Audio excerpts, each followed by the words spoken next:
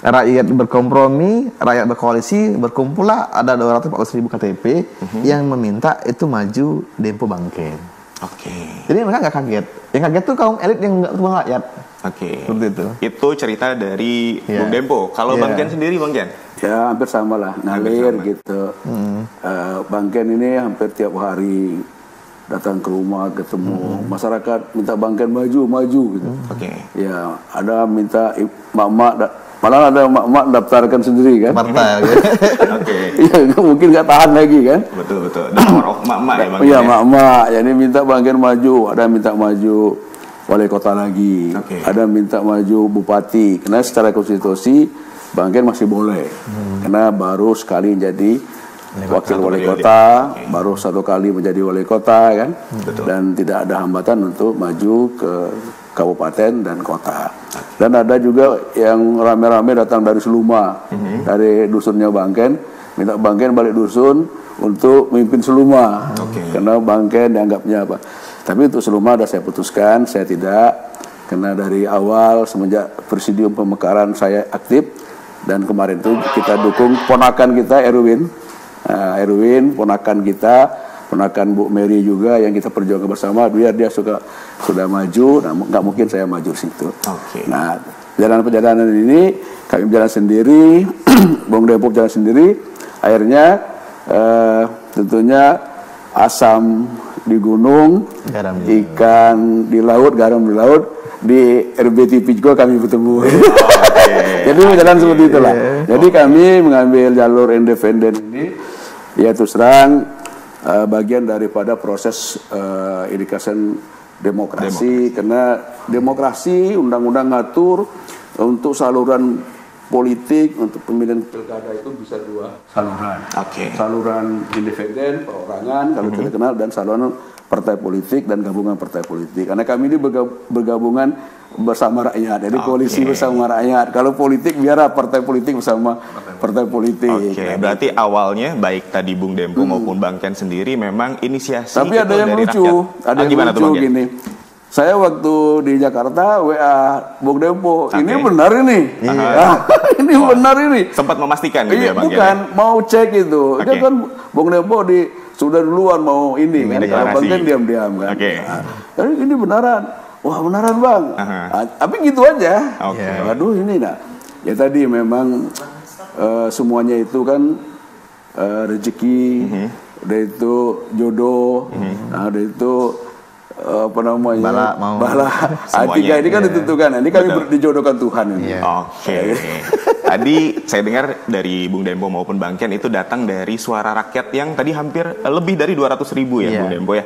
Nah kalau boleh tahu sendiri itu 200.000 itu apakah memang tersebar di Provinsi Bengkulu kah atau di titik-titik tertentu yang tersebar di 10 kabupaten kota? Di 10 kabupaten dan kota, luar biasa. Sampai ke ini, sampai ke Enggano. Kecamatan luar. Tapi kalau boleh tahu Bang Ken dan juga Bung Dempo, pasti kan ada yang pertama menginisiasi, meskipun mungkin sudah ditakdirkan untuk bersama satu pasang, tapi pasti ada yang menginisiasi pertama. Nah kira-kira apakah Bung Dempo yang pertama atau Bang Ken yang pertama menginisiasi? Saya cerita, tanggal 1 April Bang Ken tuh WA saya. 1 April 2024.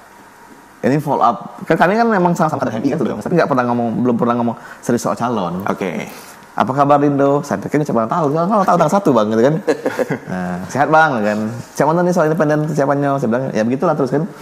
Nah, kemudian Lebaran berjalan, saya ingat betul tuh jam 3 subuh, Bang Ken tuh kirim saya 10 keutamaan bangun fajar.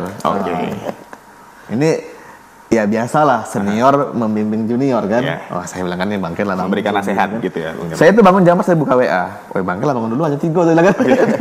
Dikirim 10 tahun jalan. Nah kami diskusi WA-an dan akhirnya kami sama-sama bergerak. Menggabungkan 2 gerakan yang Bang Ken bangun bersama rakyat dan yang Dempo bangun bersama rakyat. Nah kami lempar ke teman-teman di bawah, ke tim, semuanya welcome, menyatu. Seperti itu. Baik dari timnya Bung Dempo sendiri maupun Bang Ken sama-sama bisa bersinergi ternyata. Dan mereka tuh juga sudah lama juga menyampaikan itu, pasangan lah gitu kan. Betul. Karena memang kami belum memadukan. Pas kami padukan, clear, ternyata menyatu dua kekuatan itu. Oke, dan resminya itu kalau boleh tahu mendeklarasinya di tanggal berapa tuh? Kalau deklarasi terbuka di publik kemarin tanggal 9 di publik ya. Oke. Kan beda nih antara di publik Di dengan forum. forum.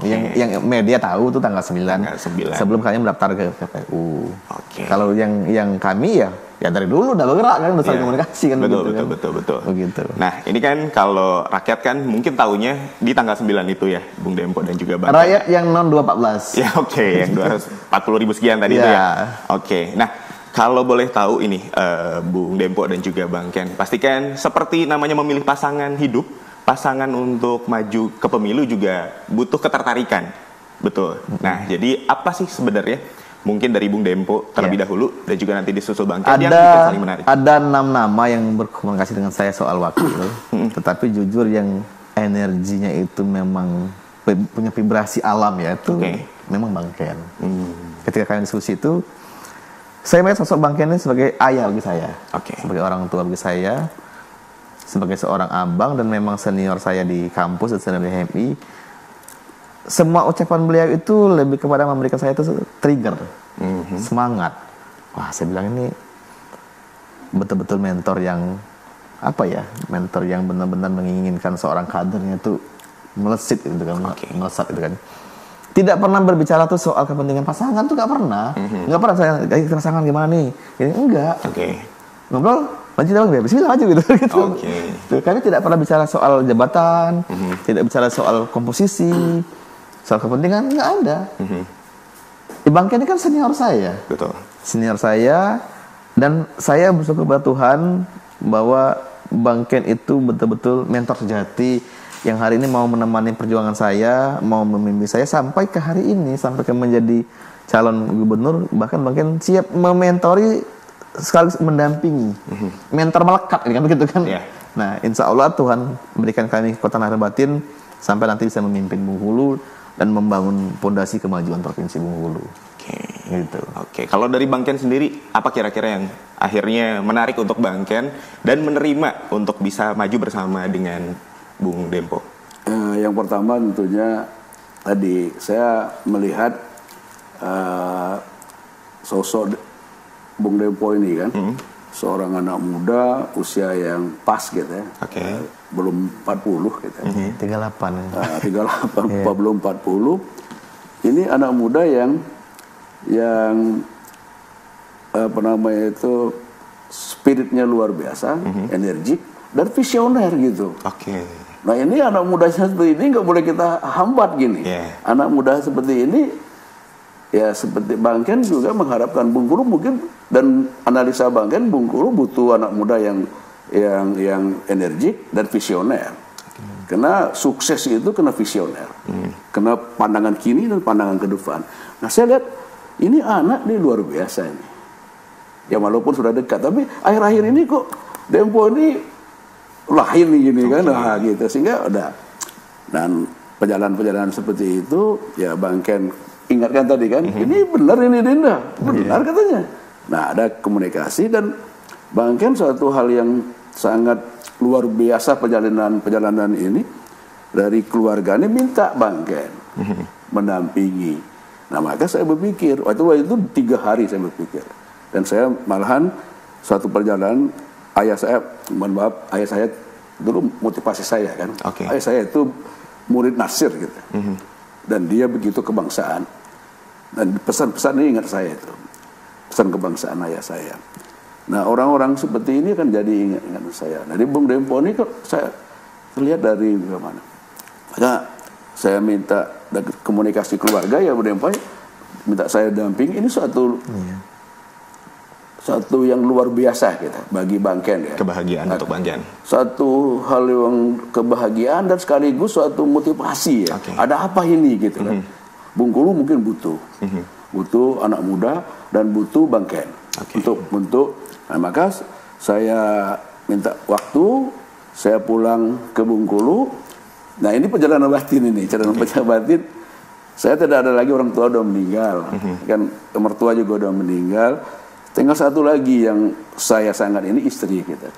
Nah istri saya begitu sholat maghrib saya sampaikan, sampai subuh belum ada jawaban. Nah begitu bertemu jam 10:05 kita ketemu, baru istri saya, suamiku, Bismillah, dampingi Dempo. Jadi ini suatu perjalanan dan saya lihat ada 3 gitu. Anak muda ini perlu dikasih kesempatan kayak gitu dan perlu didukung, perlu didampingi. Nah mudah-mudahan ini suatu perjalanan ya spiritual kebangsaan juga, kedaerahan juga, kader. Yang mudah-mudahan ini bisa menjadi motivasi lah. Dan Bang Ken mempunyai 2 kewajiban ya. Suatu kewajiban dalam arti menjadi bagian dari satu kewajiban tentu saya Bang Ken tentunya untuk melaksanakan amanah ini gitu. Yang mudah-mudahan ini bisa Bang Ken lakukan. Nah itulah suatu hal yang ini. Nah saya paham benar istri saya begitu sampai tidak ngomong, sampai dia mungkin istri saya banyak sekali pertimbangan dilema ya, sampai dia Bismillah, suamiku dampingi. Akhirnya di akhir mendapatkan dukungan dari pasangan hidup untuk berpasangan di pilkada. Karena saya itu orang biasanya ayah gitu, emak. Ayah saya itu dari Minang dan kader Nasir, Muhammad Nasir, dan emak itu tokoh Aisyah di Bengkulu juga sampai ini. Dan mertua saya itu biasanya dulu sejak awal itu mertua saya yang menjadi pendamping, mungkin Dempo yang buka fotokopi di Muka Unip kan. Sering udah itu yang saya cintai dan banggakan itu meninggal, udah mendahului, tinggal istri saya. Dan akhirnya sudah mendapatkan restu dari istri jadi ya, istri saya. Jadi saya sampaikan juga dengan adik sanak masyarakat Bengkulu, demikianlah perjalanan demikian.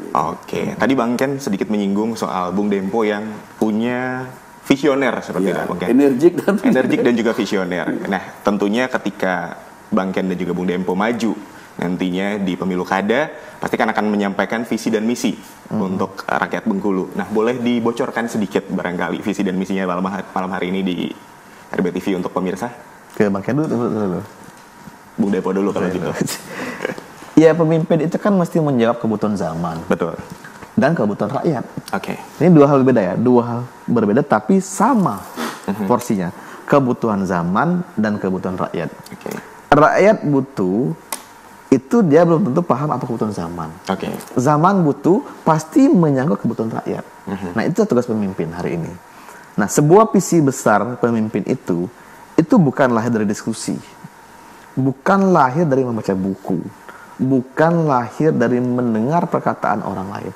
Sebuah visi itu mesti lahir dari nurani, dari hati. Karena hati itu tempat Tuhan menyampaikan petunjuk-petunjuknya. Nah, visi besar itu lahir dari perenungan-perenungan. Seperti Bung Karno dulu dia mendapatkan Pancasila sebagai ideologi bangsa, itu kan sebuah visi besar. Dari mana Bung Karno dapat? Dia merenung dengan kebatinan yang mendalam tentang harapan dia masa depan, jauh ke depan tentang masa Indonesia. Begitupun tentang visi kami ini. Harapan baru rakyat Bengkulu. Ini kan visi yang jauh ke depan. Kenapa? Saya pengagum Bung Karno. Sama, bahkan dia pengagum Bung Karno, kebetulan sama kan gitu kan. Pengagum Bung Karno. Bung Karno itu bukan seorang anak pejabat, bukan seorang anak penguasa. Bung Karno itu seorang anak kos, ya kan? Di rumah seorang mentor Cokro Aminoto. Dia melakukan pembelajaran politik, pembelajaran ideologi kebangsaan, lahir gagasan-gagasan besar untuk Indonesia, bahkan untuk dunia. Nah, saya mengilhami itu bahwa nanti Bengkulu ini menjadi pondasi tonggak awal kebangkitan Nusantara, sehingga tercapailah mimpi kita, takdir Indonesia emas itu. Dan Indonesia mampu berperan mewujudkan perdamaian dunia. Orang bilang nggak mungkin, kenapa nggak mungkin? Pasti mungkin bisa, dan Bengkulu pasti bisa, gitu kan? Kayaknya pengen melihat after before Bengkulu. Karena Bengkulu dianggap terbelakang dan nanti insya Allah terdepan. Nah, satu. Yang kedua, Bengkulu ini punya sejarah yang belum dipahami banyak orang. Dan insya Allah itu dipahami oleh Dempo dan Bang Ken. Landasan teoritis, landasan teologi, landasan histori itu kita paham. Dan nanti akan kita buka satu persatu ke publik. Yang itu tidak dipahami banyak orang. Apalagi yang orang memang tidak mengerti akar budaya, kultur, tanah, dan air Bengkulu.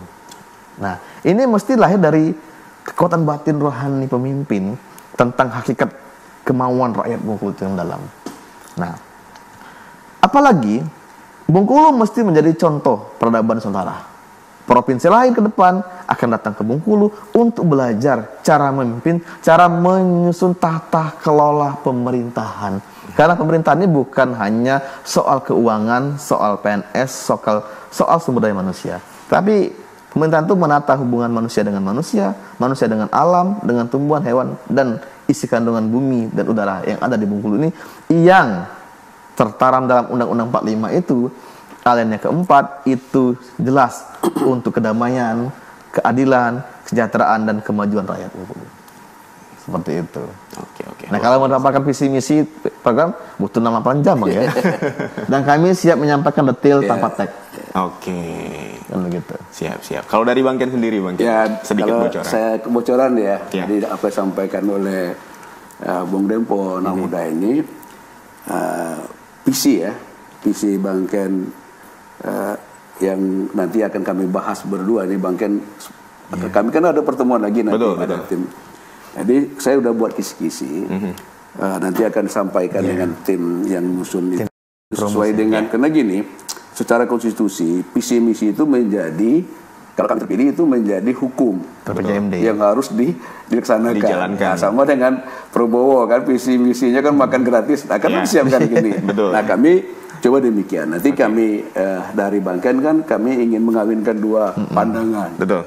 Jadi pandangan anak muda dengan pandangan kami sebagai sebagai bagian ya. Jadi visinya itu ayo bangkitkan potensi Bengkulu. Jadi saya pelan-pelan ayo bangkitkan potensi. Ini potensi ini bangkit. Jadi tidak akan berubah satu daerah kecuali daerah itu berubah. Nah, daerah itu apa? Potensi. Ayo bangkitkan potensi Bengkulu menuju Bengkulu maju dan rakyat sejahtera. 10 langkah. Ya, ini dari saya. Nah, salah satunya itu tata kelola pendidikan. Nah, tadi Bung Dempo mengatakan tata kelola pemerintahan. Nah, itu ada masuknya nomor sekian. Tapi karena ini amanat. Mengapa saya Bang Ken dari dulu Bengkulu kata pelajar, Bang Ken juga kini mengharapkan itu nomor 1 juga tentang tata kelola pendidikan. Karena tidak ada kebangkitan, tidak ada kemajuan tanpa pendidikan. Saya tekankan ini.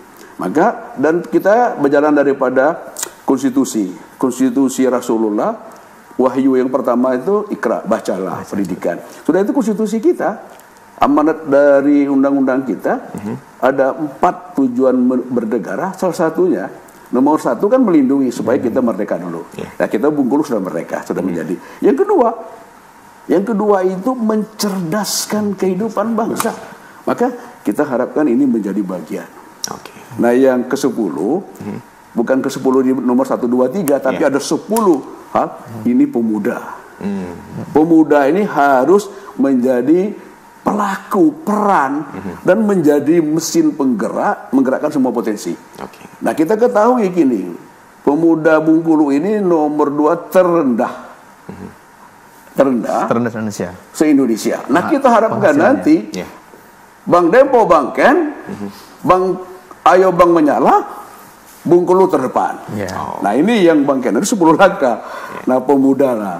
Kata Bung Karno, beri pemuda. Nah, sekarang ini Bang Ken silakan pemuda. Untuk melangkah ini. Nah, kami bermimpi, dan mimpi ini menjadi mimpi bersama. Jadi pemuda Bengkulu bikin sejarah. 2025 awal akan menjadi tonggak tadi untuk mewujudkan Bengkulu terdepan. Jadi itu visi misi. Jadi ada 10 langkah. Nanti kan kami godok lagi. Jadi tadi saya kira mengatakan bocoran. Mungkin sampaikan kisi-kisi. Ini benar-benar kisi-kisi dan sudah menggambarkan. Jadi saya sampaikan pesan pemuda. Pemuda bersama Bung Dempo, Bang Ken akan menjadi terdepan. Memperankan. Ini tidak main-main. Tadi dengan slogan menyala abangku. Mungkin bisa ditambahkan ilmu padi, pemerintahan adil, dedikasi atau demokrasi, dan juga integritas. Bagus sekali ini. Izin kami ambil ya. Jadi tempur mesinnya Bang. Iya ini. Kami ambil ya. Nah, kita lanjut Bang Ken dan juga Bung Dempo. Bung Dempo sendiri kan sekarang itu masih aktif di DPR, PAN juga, di Partai Amanat Nasional. Terus Bang Ken sendiri dulu juga pernah bergabung dengan PAN ya Bang? Enggak, saya pendiri Pak. Oh pendiri. Saya mengatakan saya salah satu pendiri. Siap, salah satu pendiri. Dan kantor advokat, saya ada advokat. Oke. 1,5 tahun itu membackup berdirinya PAN. Oke, cikal bakalnya PAN di Bengkulu itu Bang, salah satunya. Lahirnya PAN Bengkulu itu ya keringat, iya uang, iya harta, iya rumahnya Bang Ken. Oke, siap. Kan Nah, gitu. dari situ kan Bung Dempo dan juga Bang Ken, meskipun Nah, memang saya kader jalur Bang Ken masuk PAN loh. meskipun lewat jalur independen ini Bang Ken dan juga Bung Dempo, tapi apakah memang sudah mendapatkan restu dari PAN untuk sekarang maju berdua, atau mungkin ada sikap tersendiri dari PAN untuk saat ini ketika Bang Ken dan juga Bung Dempo sudah mendeklarasikan untuk maju gitu? Secara konstitusi tidak ada kewajiban partai restu nggak restu. Oke. Ya kan yang boleh restu itu orang tua dan istri. Oke. Gitu. Tadi Bagi Bang saya itu yang nggak boleh dilawan tuh. Satu guru, Oke. 2 orang tua, 3 senior. Oke. Yang lain kita lawan. Oke. Oke. Berarti kalau misalkan nih Bung Dempo, kalau saat ini kan Bung Dempo masih aktif di PAN. Nah, kalau misalkan hal-hal terburuk Saya misalnya aktif di DPRD dari partai PAN. Oke. Bukan aktif di PAN. Oke. Berarti kalau misalkan kemungkinan terburuk ada sesuatu yang terjadi, Bung Dempo tidak masalah dengan itu? Nggak ada yang terburuk. Nggak ada Semua masalah. terbaik. Oke, semua terbaik. Luar biasa. Berarti apapun yang akan terjadi, Bung Dempo dan juga Bang Ken akan tetap maju. Ya, karena Nggak ada kaitannya dengan partai kan maju. saya udah duluan. Ada 10 tahun yang lalu mengikuti jalur independen. Karena di DPD itu kan non partai. Tapi bukan keluar dari anggota partai, tapi tidak pengurus partai. Dan jalanan independen ini juga dari buah perjalanan dari ikhtiar konstitusi ya. Jadi tentunya semua orang boleh. Nah, saya juga menyampaikan melalui RBTV ini, jalur independen ini konstitusi. Dan semua orang boleh berhak dan tidak ada gangguan gitu. Karena diatur oleh konstitusi. Baik partai politik maupun TNI Polri boleh mengikut. Dengan catatan ikuti tata aturan perundang-undangan yang sudah diatur. Nah, kami tentunya jalur independen automatically ya tidak menjadi pengurus partai. Karena kalau pengurus partai tidak boleh. Nah, itu. Jadi ini dapat dipahami oleh masyarakat melalui RBTV ini juga, jangan ragu-ragu. Kita konstitusi membuka dan membackup dan mempersilakan ketaatan hukum dan masyarakat bisa berkonstitusi seperti ini. Saya mau cerita sedikit. Boleh, silakan Bung. Jadi terkait dengan fenomena independen ini, 2 tahun yang lalu ketika saya ke lapangan masyarakat mulai berkeliling, itu rakyat nanya dengan saya, Bang, emang nyalon rakyat itu mesti parpol yang ngusungnya kan? Karena di pandangan rakyat itu kan Bang mesti parpol kan Bang. Rakyat nggak tahu bahwa ada jalur kedua. Jalur namanya bukan jalur kedua, jalur pertama. Jalur pertama. Pertama itu saya luruskan ini. Saya orang konstitusi. Boleh, silakan Bang. Yang pertama itu untuk mencalon sebagai kepala daerah dapat melalui 2 saluran. Saluran pertama perorangan. Nah, didukung dengan dikenal dengan independen. Tapi bahasa kuncinya perorangan. Maksudnya. Yang kedua melalui partai politik dan gabungan partai politik. Koalisi tadi. Itu jelas itu dalam. Jadi dari perjalanan tersebut rakyat ini kan bingung. Rakyatnya merasa gini, bahwa rakyat itu dipaksa memilih hidangan yang mereka belum tentu selera. Yang hidangan itu parpol, mereka tuh belum tentu selera, itu terpaksa harus memakan hidangan yang ado kan Bang. Nah, mereka bilang, gimana ya Bang Dempo caranya kita meramu hidangan sendiri? Saya bilang ada jalurnya, jalur independen. Itu disahkan oleh undang-undang. Oh begitu ya katakan. Nah, itulah awal sebenarnya starting saya bangun gerakan akar rumput itu. Kumpul teman-teman aktivis kampus, teman-teman NGO, ulama-ulama senior merumuskan itu. Bang, kalau gitu Bang, kami pengen ada pilihan alternatif. Dari hidangan itu kami pengen bikin hidangan sendiri. Ya monggo, saya bilang kan, siapapun orangnya silakan dicalonkan, itu bisa. Syaratnya 10% dari dukungan DPT. Ada yang 8% tergantung dengan jumlah DPT kan Bang. Nah, Provinsi Bengkulu Pilgub itu 10% DPT. Maka kalau para ulama, saya bilang kiai, teman-teman NGO, teman-teman aktivis mau mengusung kandidat, syaratnya adalah minimal 10% dari DPT Bengkulu. Berapa katanya? 1,5 juta penduduk Provinsi Bengkulu dari DPT-nya dikali 10%, 110.000. Nah, ini hal bergerak. Kalau gitu Bang, kayaknya mau usung Bang nyalon gubernur, bilang kan. Nah, ya silakan asal mau bergerak, bilang kan. Nah, itu awalnya. Karena rakyat itu juga pingin, dia itu menikmati hidangan yang mereka ramu sendiri. Dan selera itu selera versi rakyat, bukan selera versi elit. Oke. Nah, Ibarat itu. di restoran, rakyat bebas mau milih menu yang mana, bukan disodorkan hidangan yang sudah ada gitu ya Bang Ken. Kebetulan saya ini orang dusun, orang kampung. Bapak saya itu bukan orang kaya, bapak saya ini bukan penguasa. Rakyat mau menghidangkan menu rakyat. Menu rakyat itu ya anak desa kan, Bang. Nah, Dempo anak desa yang bapaknya bukan orang kaya, bukan penguasa. Nah, mau dihantarkan untuk rakyat nikmati sesuai dengan menu selera rakyat. Ini selera rakyat.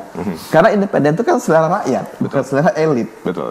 Karena ada minimal 10% rakyat yang menandatangani dukungan. Kan begitu. Dan Bang Ken sudah membuktikan 10 tahun berkiprah DPD itu rakyat usung, karena itu juga independen kan, calon independen nih. Calon parlemen independen gitu kan. Gitu. Berarti itu tadi. Dan hari ini Bang Ken membimbing saya, mementor saya untuk kita membuktikan bahwa Pilkada Gubernur Bengkulu pun rakyat bisa menang. Gitu kan. Memang harus dari awalnya dari rakyat dulu. Iya. Siap. Kan negara ini kan berdiri, siapa yang mendirikan? Partai apa rakyat? Rakyat kan. Siapa yang bikin partai? Rakyat. Tentara siapa yang buat? Rakyat. APBN siapa yang buat?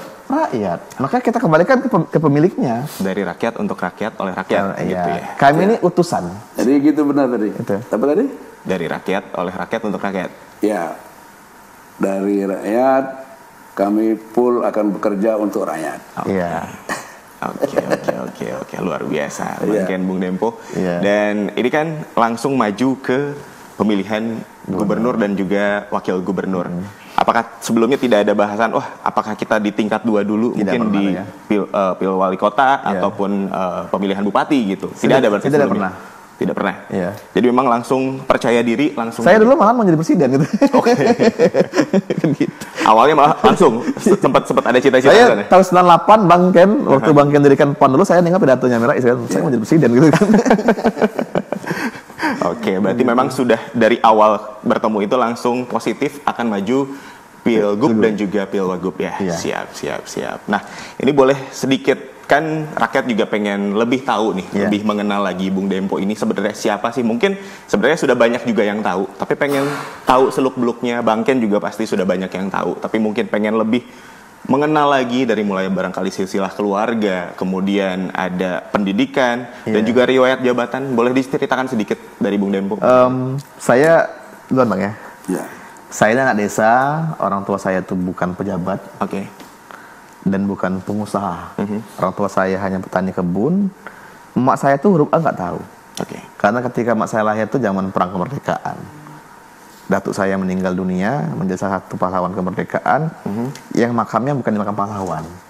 Nah, karena tidak punya bukti dia pahlawan gitu kan, tapi dia perang zaman itu kan. Datuk saya itu seorang pesirah zaman itu, pesirah yang mengangkat senjata membuat tentara rakyat. Nah, lahirlah emak saya. Nggak sempat sekolah karena zaman itu zaman kegelapan kan gitu, tinggal di dusun dulu. Nah, maka mak saya bilang, "Nak, kalau petuamu itu petuah pelampung, kemanapun kau akan melampung, kemanapun air mengalir. Tapi kalau petuah-petuah betul akan tenggelam dimanapun." Nah, saya sekolah di dusun, saya tinggal di Talang dulu, di Talang, tahu Talang? Nah, Talang itu di kebun kali kan, di kebun. Saya ke dusun itu sudah kelas 1 SD, lalu saya merantau ke Bengkulu, tamat SMP, saya mandiri. Biaya sekolah sendiri, bayar di sini, saya sekolah SMA 5, lalu pengen ambil kuliah di Jawa, karena tidak punya biaya, saya diminta orang tua balik kebun, ngebun lagi Bang. Menebas kebun, teman saya tetap punya tekad untuk kuliah, saya diam-diam daftar di UNIP. Daftar di UNIP kuliah, mbak saya tahu saya kuliah itu ketika saya menjadi presma UNIP. Diwawancarai Metro TV, demo anti Israel. Nah, itu dilihat dari TV itu. Iya, saya bertekad untuk menuntaskan sampai S2 untuk membuat orang tua saya bangga dan menjadi motivasi generasi setiap desa itu mau kuliah. Alhamdulillah pas itu ada banyak orang desa kuliah. Nah, sama seperti Pilgub ini, anak-anak desa tuh nggak pede menjadi pejabat, nyalon DPR misalnya, nggak pede. Anggapannya nyalon kepala daerah tuh hanya milik anak pejabat dan milik pengusaha. Insya Allah nanti Tuhan ridhoi, Dempo Bang Ken Allah menangkan jadi gubernur, ini menjadi nanti inspirasi semua anak desa tuh berani tampil. Karena anak desa tuh sebenarnya punya kemampuan, tapi terkunci oleh mental block. Dipaksa oleh keadaan tuh, didoktrin oleh keadaan bahwa seolah-olah yang boleh menjadi kepala daerah tuh hanya anak pengusaha, hanya anak pejabat atau adik pejabat. Kan begitu kan? Nah, insya Allah itu akan kita rumuskan. Saya kalau pengalaman, saya kader Bang Ken. Saya aktif di HMI di kampus, saya pernah Presma Unip, lalu aktif di partai politik. 2019 saya mencari DPRD Provinsi Bengkulu, dapil Kota Bengkulu. Satu pun tidak pernah spanduk baliho ketika itu. Saya berkeliling door to door. Nah, zaman kuliah, saya sudah mulai sering berkomunikasi dengan Bang Ken. Dari Bang Ken mulai wakil wali kota doang ya. Nah, saya udah sering tempat ngadu Bang Ken kan. Saya nak buat acara minta piti gitu kan. Saya nak pakai pelatihan minta piti. Kan menemui senior kan gitu kan. Nah, begitu pun akhirnya sampai hari ini terus komunikasi itu kan gitu kan. Alhamdulillah betul, bahkan sama-sama istri kami sama-sama ngajar di UNI. Istri saya dosen di Visipol, istri Bang Ken dosen di ekonomi. Artinya kami ini memang punya partner hidup yang insya Allah logis orangnya. Logis, akademis, dan punya idealisme kehidupan karena dia seorang akademis kampus. Jadi insya Allah Bang Ken dan Dempo ini dijaga oleh istrinya dalam nafsu kekuasaan kan gitu. Tetap akan ada ibaratnya pemagarnya. Karena istri kami bukan orang yang mau mencaleg. Kalau Bang Ken sendiri gimana Bang Ken, boleh diceritakan sedikit? Ya kalau Bang Ken ini orang dusun juga. Jadi lahir di Talo, di Selumah gitu. Ibu dan ayah saya itu berwarung. Karena ayah saya itu Padang. Pedagang, jiwa pedagang. Ada pedagang dan juga aktif di kegiatan-kegiatan. Berkebun kopi, kopi, parah, karet gitu ya. Dan maka Bang Ken sangat mahir ngurus itu karena kami dari kecil disuruh mandiri. Jadi disuruh ngurus sendiri kalau ini, termasuk juga membantu di kebun. Nah, saya terbayang lah saya sekarang bagaimana panen kopi gitu. Nah, sampai SMP. Nah, dulu ya biasa anak dusun kan, melihara sapi, melihara kerbau. Tentunya ke ladang. Setelah itu ya kena bawa warung, ikut emak ngayah di warung. Nah, emak saya itu aktif di Aisyah. Dia mendirikan TK dulu. Karena memang kami 11 beradik dan emak itu tidak punya rumah yang bagus. Tapi niatnya itu 11 itu jadi orang katanya. Hanya di sekolah kan ya. Dan saya lahir dulu, nama saya itu kok Kennedy, mungkin tahun itu ada John F. Kennedy. Terinspirasi dari ayah saya itu visioner. Mungkin. Jadi dia mengharapkan saya gitu. Nah, setelah di sini karena kami ini, saya itu emak saya itu dari dusun Serawai gitu di Talo, ayah saya ini Minang. Nah, kami diminta ke Bengkulu sama SMP. Jadi ikut di kampung Cina kan dulu berdagang, bantu keluarga kan sambil sekolah. Saya sekolah SEMEA, sekolah SMA 2. SEMEA itu untuk berdagang. Di Sudi itu. Jadi ya demikianlah. Dulu pernah jualan di pasar Minggu. Ya maklum kalau kami orang Minang tuh biasa-biasa saja gitu. Jual seperti diminta, dan jual kardus, jual perangko. Kan dulu ada perangko, ada apa ucapan selamat hari raya. Sampai ini ya Bang Ken ikut di kampung itu, di kantor pos itu yang sekarang ini jadi restoran ya. Nah, itu Bang Ken terbayang duduk di mana. Jadi ya, tapi riang dulu semangat gitu. Dan memang kami disuruh semangat lah, walaupun macam mana getir hidup disuruh. Masuk SMA 2 dan sempat juga bercita-cita mau kuliah di luar, tapi nggak kesampaian. Tapi kuliah di Unip juga. Jadi Fakultas Hukum aktif. Kalau Bung Dempo ketua BEM, saya ketua Senat dulu. Nah, jadi Senat DPR ya. Ketua Senat kan sekarang Senat. Memang dari kuliah juga sudah ada ketua Senat dan diaktif di HMI. Dan saya pernah tidak lulus menjadi pegawai negeri. Karena begitu tamat kuliah ada tes pegawai negeri tapi tidak luluskan. Itu Bang Khairudin itu. Jadi katanya bukan tempat kamu di sini. Bukan karena tidak pandai kan? Tapi bukan tempat. Tapi bersyukur kalau tapi bersyukur. Karena memang ada penolakan itu yang berujung ke hal yang lebih indah. Dia melihat saya itu nggak tahu ya apa memang dia apa. Kamu nggak cocok sini. Tempat kamu banyak katanya, bukan ini. Jadi dan saya yang pertama mendirikan lembaga bantuan hukum di Bengkulu. Nah, sekarang saya advokat. Sampai sekarang tetap advokat. Saya juga dosen setia dan sekarang dengan status lektor kepala, tapi tidak boleh aktif ya, karena saya menjadi pejabat negara, anggota dewan tadi. Dan Saya waktu Mei 98, karena saya advokat dan dulu disebut-sebut termasuk Zaki itu ya, Zaki Antoni, nyebut saya itu advokat inilah, advokat kondang gitu. Advokat ulung lah. Advokat ulung. Nah, disebut itu ada juga advokat bonsor karena badan saya lebih besar lagi dulu itu. Nah, dan advokat sering mendampingi gerakan-gerakan masyarakat dimanapun, dan saya terjun terus mendampingi. Dan terakhir saya sebagai koordinator vokasi mahasiswa Mei 98. Saya naik di mimbar. Saya salah satu yang diminta oleh adik-adik seperti Adno, seperti Jojo, dan itu gubernur Pak Ajis. Dan hanya saya di samping mahasiswa yang boleh naik di mimbar untuk menyampaikan orasi-orasi tentang reformasi gitu. Nah, setelah reformasi tadi kantor LBH karena perubahan sektor politik ya tadi menyambut mendapat mandat PAN. Maka saya mendirikan PAN setahun setengah itu, membiayai dari semua alokasi itu disiapkan untuk minum kopi, teh dan sebagainya, memang untuk membackup semua. Beli bendera Bang. Dan setelah 99 saya menjadi anggota DPR provinsi. Jadi dosen tetap menjadi DPR provinsi sampai 2002. 2002 saya diminta oleh teman-teman untuk menjadi wakil wali kota.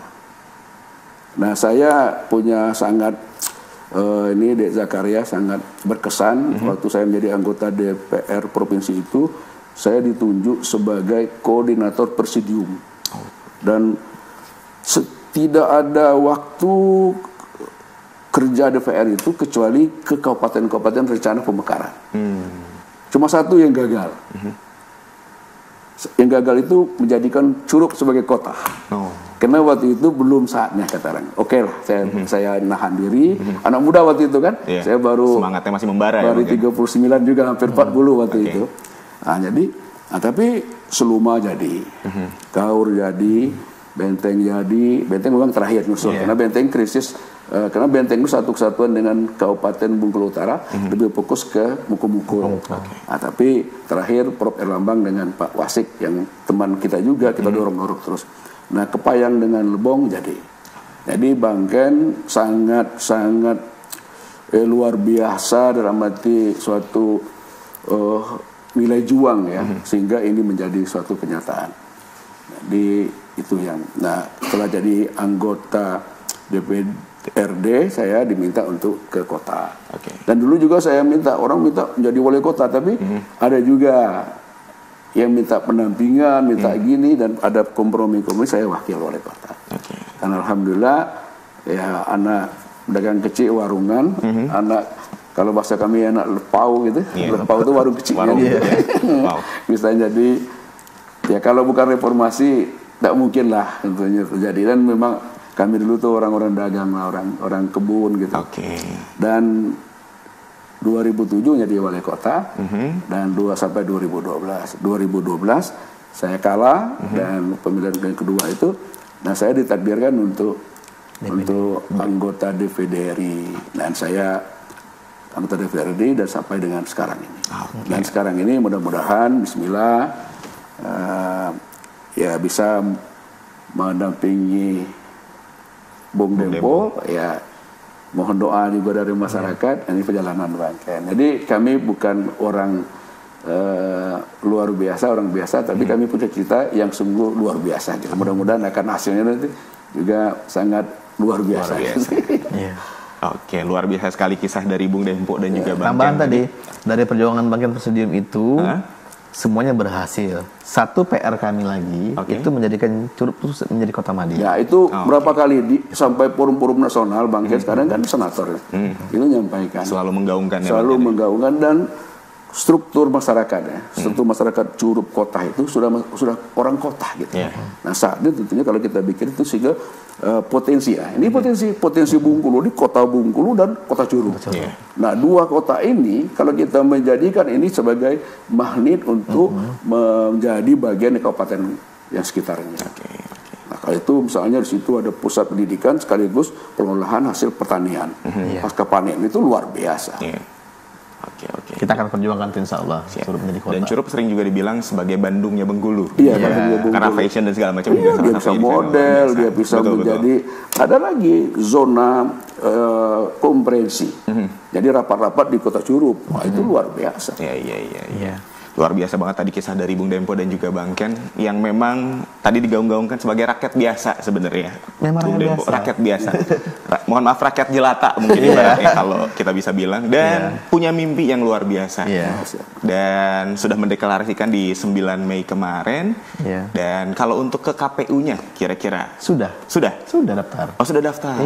Meskipun sebenarnya jangka waktunya sampai Agustus nanti berarti ya. Jadwal daftar sudah kemarin tanggal 12. Nanti itu verifikasi KTP-nya sampai Agustus. Kan verifikasi KPU, si ACB ini benar nggak kamu dukung Dempo, kamu dukung Bang Ken, sampai Agustus nanti. Nah, pasca deklarasi dan juga mendaftar ke KPU, Bung Dempo dan juga Bang Ken, respon masyarakat terlebih yang 240.000 tadi, ataupun yang di luar itu, apakah ada respon-respon yang mungkin sempat didengar oleh Bung Dempo dan juga Bang Ken? Alhamdulillah saya cek di postingan saya di TikTok, di IG, di Facebook, semuanya positif. Dan rating pun follower meningkat. Itu kan bukti bahwa salah satu indikator. Dan semuanya yang mau WA saya tuh, Bang, cocok banget dengan Bang Ken, cocok banget Bang, mantap banget dengan terus gitu. Alhamdulillah. Dan ini jujur saya sudah punya jadwal, dijadwalkan ya oleh teman-teman di lapangan itu. Sudah full nih sampai Juli ini keliling tiap hari ke lapangan. Saya minta Bang, 1 hari tolong berikan saya istirahat, saya bilang kan per minggu kan. Apalagi dengan kondisi cuaca yang lumayan ekstrim kayak sekarang. Teman-teman lapangan tuh berinisiasi membuat gerakan, mereka yang membuat pertemuan-pertemuan. Ada beberapa kelompok, misalnya gini. Ada kelompok namanya PIB, Pejuang Independen Bengkulu. Ada kelompok namanya GBI, Gerakan Bengkulu Independen. Macam-macam. Ada Smart Generation Bengkulu dan macam-macam itu teman-teman NGO berkolaborasi, teman-teman pendampingan rakyat selama ini itu membuat gerakan-gerakan. Gerakan-gerakan yang mencoba membuktikan kepada zaman bahwa rakyat bisa menentukan nasibnya sendiri. Begitu. Kalau Bang Ken memang sudah tiap hari keliling kan? Dari dulu.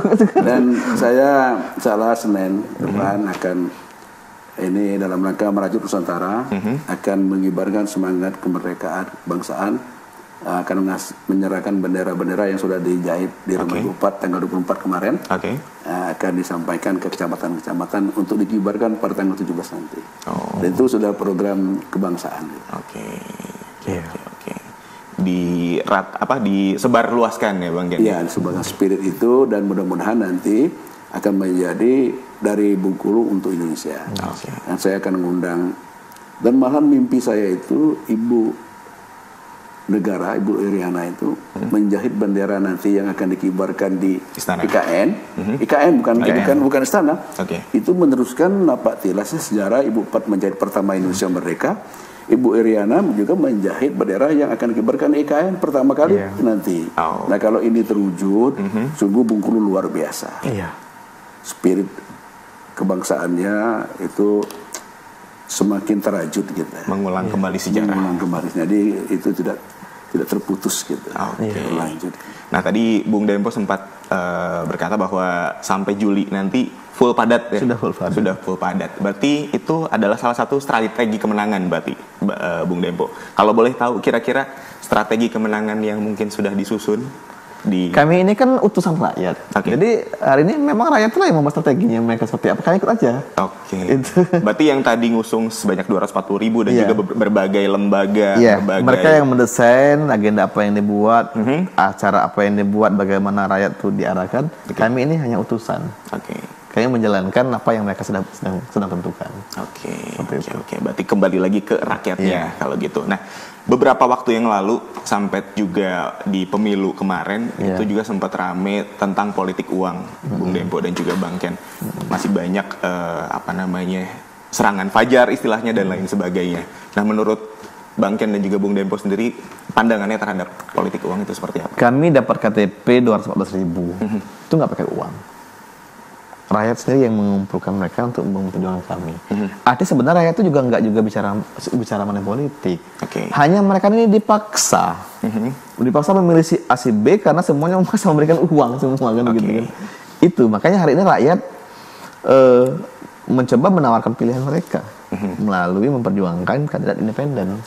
Karena selama kan itu hidangan elit, hidangan elit bukan hidangan rakyat, begitu. Padahal dulu sebenarnya spirit demokrasi itu adalah rakyat itu ikut peran serta dalam mengambil keputusan negara melalui perwakilannya. Disebut dengan demokrasi. Rakyat yang menentukan, bukan elit yang memaksa rakyat menentukan. Nah, begitu. Kami nggak khawatir soal isu money politik itu. Insya Allah rakyat semakin cerdas. Berarti dari dukungan rakyat itu tadi, sebenarnya apa sih yang bikin akhirnya 240.000 lebih tadi, dan mungkin akan terus bertambah ya, Bung Dempo, yang bisa bikin mereka yakin untuk mendukung Bung Dempo dan juga Bang Ken? Sebenarnya apakah ada janji-janji tertentu kah? Atau ada visi-misi yang sampai menggerakkan mereka semua itu dari Bung Dempo? Saya ini sudah keliling 600 desa selama 2 tahun ini. Apa saya buat? Saya mengkader, mentraining setiap anak-anak muda yang tidak punya kesempatan sekolah. Saya latih mereka, kita bangun gerakan, kesadaran mental, karakter mereka. Dan sampai ini alhamdulillah ada yang sudah saya kirim ke Jerman kuliah. Bahkan sudah ada yang dapat beasiswa ke Malaysia, Bang, dan sudah kembali. Tadi pagi teman-teman tuh WA, mereka bertemu di Jakarta, sama-sama, kadarnya Bang Dempo ya? Kan Bang Dempo nih, ada alumni Turki, alumni ini. Nah, hari ini mereka bangun gerakan juga untuk Bengkulu. Bagaimana saya bilang, ketika saya bisa hantarkan kamu kuliah ke Jerman, kamu mesti hantarkan ribuan orang dari Bengkulu untuk ke Jerman.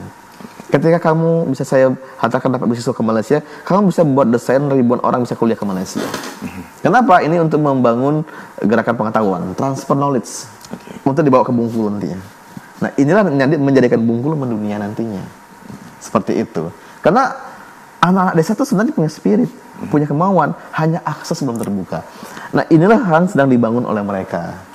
Nah, harapan nanti ketika Dempo Bang Ken diamanahkan Tuhan untuk memimpin Bengkulu, semua sumber daya yang dimiliki pemerintah ini itu bisa mengedepankan, membangun kualitas sumber daya manusia, anak-anak desa, anak muda itu untuk menjadi pionir-pionir hebat ke depannya nanti.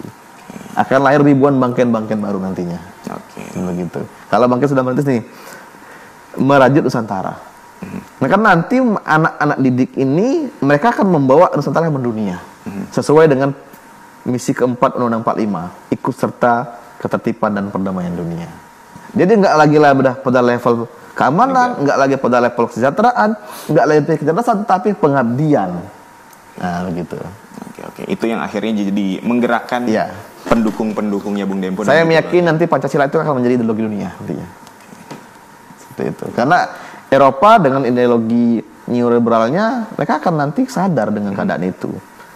Timur Tengah dengan ideologi itu akan, tapi Pancasila akan menjadi jawaban kebutuhan dunia. Bahwa orang itu mesti adil dan bertuhan. Nah, begitu. Seperti itu. Tadi Bung Dempo banyak sekali berbicara soal potensi Bengkulu, dari mulai anak mudanya, terus Bang Ken juga berbicara soal potensi wisata dan lain sebagainya. Nah, kira-kira kalau misalkan nanti terpilih menjadi gubernur dan wakil gubernur, potensi-potensi yang ada di Bengkulu ini memaksimalkannya seperti apa kalau dari Bung Dempo dan juga Bang Ken? Dari Bang Ken dulu barangkali. Tentunya yang pertama tentu kita menginventarisasi potensi. Jadi seperti kota Bengkulu, sudah saatnya kita jadikan kota bertaraf internasional. Kalau bertaraf internasional itu tentu bersih, ramah, dan dia memang bisa didatangi semua orang. Jadi bukan kota internasional, tapi bertaraf internasional. Jadi bisa jarak. Nah, sudah itu penduduk ini juga penduduk yang pembelajar. Ini yang sampaikan oleh tadi anak-anak dusun, anak-anak itu dia sudah terbuka. Nah, jadi dia tidak segan lagi dan dia tahu bahwa itu potensi itu bisa. Itu ada sejarah Benteng Fort Marlborough. Itu bisa kita desain menjadi event bertaraf internasional. Misalnya Tour of the Fort Marlborough. Nanti silahkan. Atau show atau konser apa ya. Misalnya musik dari Liverpool, itu kan bisa main di sini. Dan itu bisa didatangi oleh semua orang. Nah, ini anak muda kreatif gitu. Event organizernya yang bagaimana? Kita depankan itu. You jangan level lokal dong.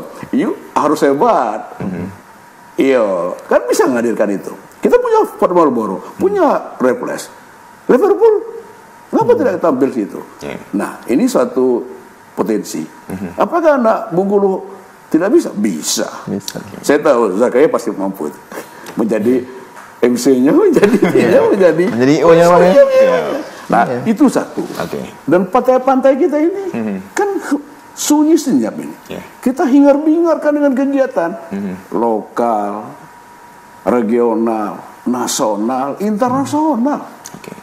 Nggak ada cemara kalau bahasa Bugis itu sepanjang ini. Itu takdir Allah, alam, tumbuhan.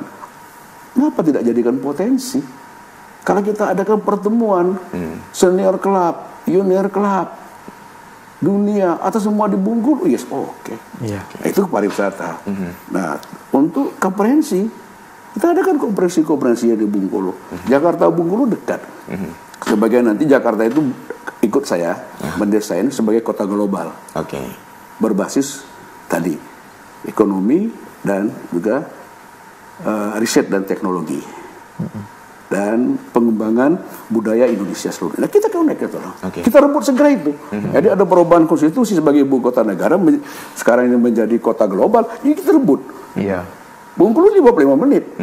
Nah, bagaimana ini? Kalau ke Bali lebih jauh, Bali lebih padat. Saya baru pulang dari Bali, ketemu dengan anak agung dan ketemu dengan Gubernur Bali Pak Mangku mantan itu sama saya.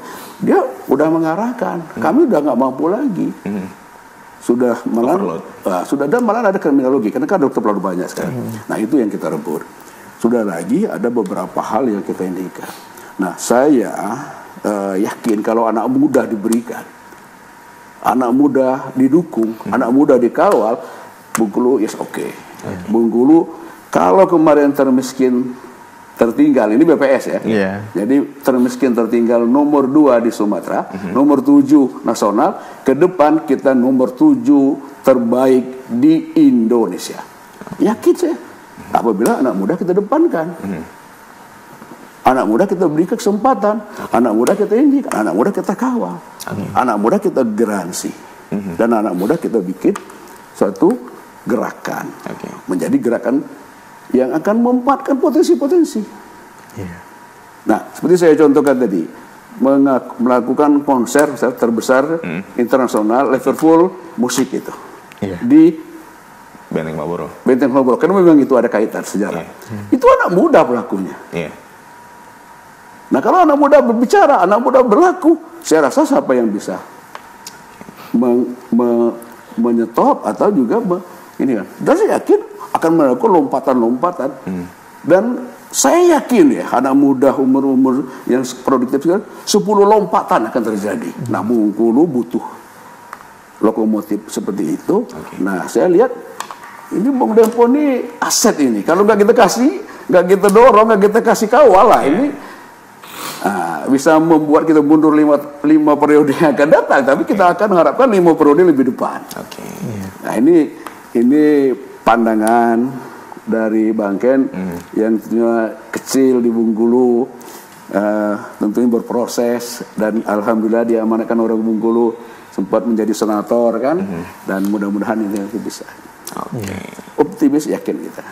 Jadi dimaksimalkan semua potensi dari mulai pariwisata, kemudian anak mudanya sendiri, anak muda termasuk juga Bung Dempo yang memang masih anak muda banget ini. Kalau dari Bung Dempo sendiri gimana, Bung Dempo? Jadi potensi itu ada 2 macam. Potensi alam yang Tuhan anugerahkan sudah ada, dan potensi buatan, inilah tugas pemimpin membuatnya. Yang belum orang pikirkan. Tadi yang Bang Ken bilang, potensi bagaimana Benteng Mabro itu menjadi potensi hebat mendunia. Ini kan potensi buatan nih. Potensi alam apa? Tadi kata Bang, pohon ru. Nggak ada di balik itu pohon ru. Nggak ada. Cina dan India itu membutuhkan terus tiap hari itu kemenyan. Dan nggak butuh, dan kemenyan nggak tumbuh di India, di Cina. Tapi tumbuhnya di negeri Katulistiwa, itu tumbuh salah satunya. Arab itu tiap tahun butuh gaharu kan Bang, butuh kemenyan. Nggak tumbuh di Arab. Orang Arab itu kata Nabi, makanan terbaik itu semangka dan pisang. Nggak tumbuh di Arab itu, pisang dan semangka. Dicurup yang tumbuh. Nah, kenapa kita kok selalu berpikir ngimpor kurma tapi nggak pernah ngimpor pisang ke Arab gitu kan? Ekspor, ya. Nah, kan begitu. Kenapa nggak kita tur umroh nih? Mereka sekalian ekspor semangko, kan? Itu kan, itu benar Nabi. Pisang curup terkenal itu. Orang Arab tuh makan pisang terus, makan semangko. Kenapa nggak bumbu ekspor itu? Kenapa cuma mengimpor kurma? Nah, ini mesti dibalik. ke India, ke Cina, orang butuh gaharu, butuh kemenyan. Kenapa enggak penghijauan tuh tanam pohon kemenyan, tanam pohon gaharu? Alamnya segar, rakyatnya sejahtera. Kerusakan alam itu karena ulah tangan manusia. Dan pemimpin harus bertanggung jawab dengan itu. Nah, laut kita itu hasil penelitian, ikan tuna itu lewat Bengkulu, mau ke Jepang itu. Nah, itu. Ada rumpon, itu alat tangkap ikan yang sederhana tapi berdampak. Rumpon itu tempat untuk pakan ikan di lautan. Pantai Bengkulu ini pantai laut terpanjang di Indonesia tuh Bengkulu punya. Dari Merepas, apa namanya itu Linau, sampai ke Muko-Muko tuh panjang sekali. Kalau per 100 meter pemerintah taruh rumpon, nelayan kita nggak perlu jauh-jauh ke tengah laut untuk mencari ikan hanya untuk kehidupan sehari-hari. Cukup dia di pinggir-pinggir rumpon memang. Nah, jadi rakyat nggak akan bertarung dengan pengusaha besar ikan itu. Kita sediakan di pinggiran. Nggak perlu bensin yang mahal untuk tengah laut, solar mahal, karena kita pemerintah sudah siapkan. Dan banyak hal nanti akan kami buka lagi. Nah, kalau sekarang ditiru orang kan? Iya, kan begitu. Bocoran sedikit saja. Kan begitu. Tapi jelas kita akan memanfaatkan potensi dan melakukan sentra-sentra di contohnya di daerah Curug dan sekitar itu sentra itu di sekitar Benteng Lengan ini sentra. Mungkin salah satunya sentra daging ternak wilayah barat bisa terwujud. Saya Bang 3 hari lalu Bang di tengah teman siap investasi membuat pabrik saus di Bengkulu. Pabrik saus. Dan dia nanti Bang, abang nanti saya bikin pabrik saus Bengkulu. Apa? Dia sudah membaca potensi tomat dan potensi kata-kata varian Bengkulu itu mencukupi dan melimpah. Bahkan ada teman saya survei bahwa Lebong itu menjadi bisa ladang ternak sapi terbesar nomor 2 setelah NTT. Karena alam sangat mendukung. Oke. Dan masih banyak lagi ya? Iya. Tapi mereka butuh kemudahan izin.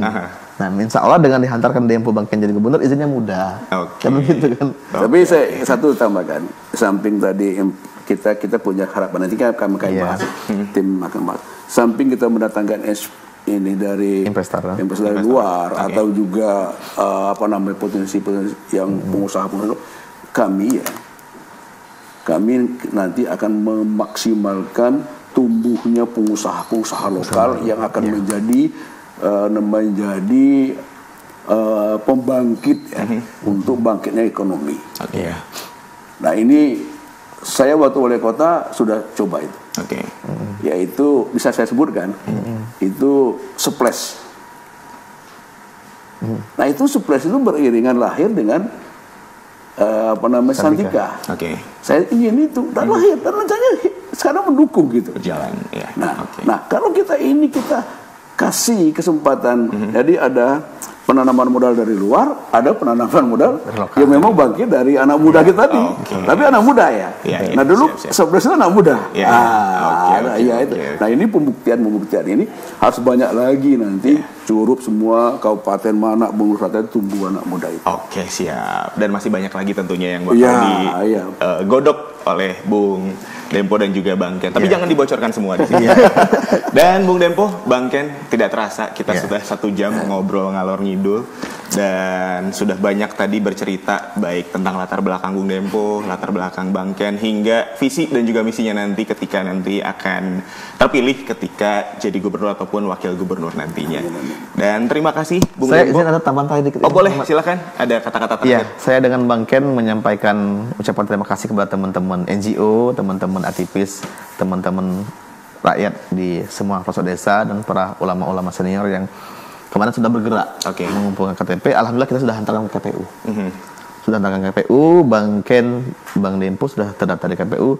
Tinggal sekarang menunggu tahapan verifikasi dari KPU Bawaslu sampai ke Agustus nanti. Nah, jadi mohon doa semua para tim lapangan dan masyarakat Bengkulu, insya Allah doakan Bang Dempo, Bang Ken sehat.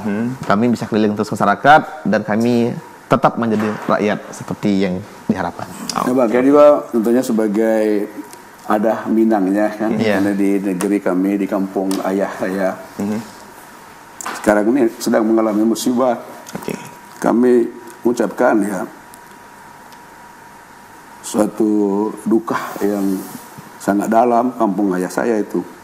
Yang mudah-mudahan sanak-sanak kami di kampung ini dengan air gelodoh ini diberikan tentunya kesabaran, ketabahan gitu. Jadi kami Dan Bangken juga mungkin melalui kelompok-kelompok nanti akan melakukan peduli. Tapi sekali lagi kami duka, kami menyampaikan doa semoga adik sanak kami di kampung menerima aku dengan sabar lah. Apa yang terjadi Gelodoh. Kalau Gelodoh itu air besar yang menimpa kampung-kampung yang ada di Sumatera Barat. Siap. Terima kasih Bang Ken dan juga Bung Dempo atas kesempatannya selama 1 jam, kurang lebih 1 jam ini. Semoga lancar perjalanannya nanti. Dan suatu kehormatan bisa ngobrol bareng Bung Dempo dan juga Bang Ken malam hari ini. Dan pemirsa RBTV, 1 jam lebih kita sudah bersama di live talk show Bengkulu Memilih 2024. Izinkan saya menutup dengan sebuah kata-kata bahwa pemilu bukanlah ajang persaingan, tapi merupakan ajang untuk memilih pemimpin yang dapat membawa kesejahteraan. Dan tetap bersama RBTV di live talk show Bengkulu Memilih 2024. Saya Zakaria pamit undur diri. Billahi taufiq wal hidayah. Wassalamualaikum warahmatullahi wabarakatuh.